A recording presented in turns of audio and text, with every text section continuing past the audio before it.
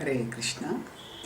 Question: does a stone smeared with turmeric become God? Answer: not at all. A stone is always a stone. Whether it is smeared by turmeric or anything else, that does not make any difference. Now, ignorant people may consider such a stone worshipable, and that is their misfortune and their ignorance.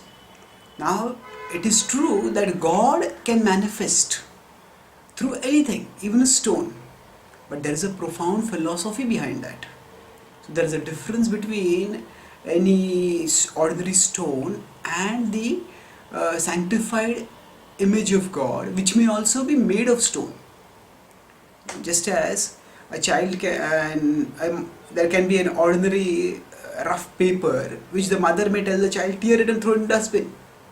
But the father may one day just from his pocket a 500 rupee note slips off, and the child sees, oh, this is also waste paper. The child starts tearing it, and the mother, hey, don't tear this. That is Lakshmi, that is money. This is what money? You only told me to tear paper. This is also paper. With this paper, you can get 500 chocolates. Oh, really? How is it possible? When the child goes with that note to a shop and gets 500 chocolates, then the child understands, oh, this is not ordinary stone. So this is not ordinary paper, this is something special. So externally, a paper and a currency note look similar. But person who has intelligence, person who is not naive like a child, understands the difference. So similarly, an ordinary stone and the image of God, which is called in Sanskrit as Archa Vigraha, the worshipable deity of the worshipable manifestation of the Lord, they may both be stone, but there is a huge difference. One is just ordinary stone, like ordinary rough paper, and the other is just like by going through a currency press, by undergoing a certain process, it is money that is manifested through that note. Similarly, there is a whole philosophical and technical process by which God manifests through certain images, and that is called the Archa Vigraha. In English, there is no word for Archa Vigraha. The one word approximately that can use is the deity. So now, what happens?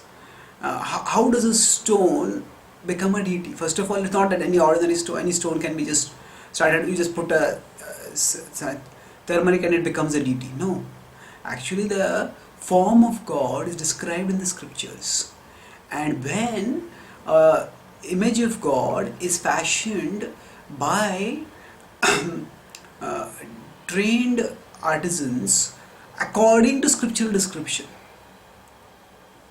and then afterwards, that is the first thing. So the image has to be according to scriptural description, and secondly, then the great devotees of the Lord, they pray to God.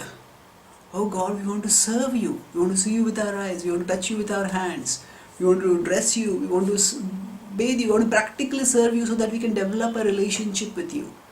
So please manifest in this form.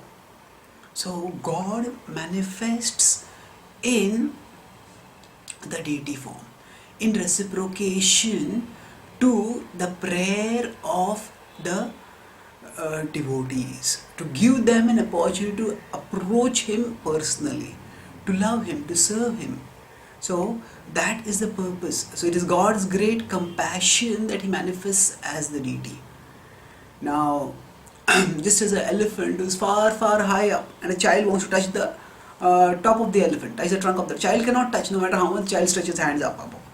But if the elephant sits down, then the child can, if the elephant sits down and lowers the head, then the child can touch the head of the elephant. So like that, we are tiny and small, and we are at the material level of consciousness right now. So we can't perceive spiritual things, and God is spiritual. So we can't access Him. Then how can we actually connect with Him? So that's why God, just as the elephant sits down, similarly God descends from the spiritual level to the material level to give us access to Him. So that is God's great mercy.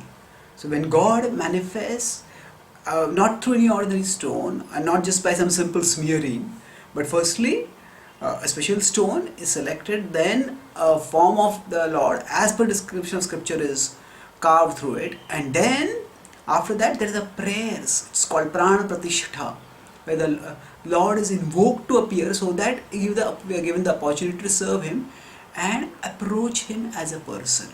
So he mercifully makes himself accessible to us.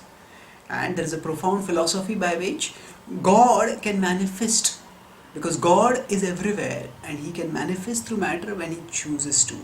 So that stone does not remain ordinary stone, that becomes a manifestation of God, just as a currency note does not remain an ordinary paper but becomes a manifestation of wealth. Thank you. Hare Krishna.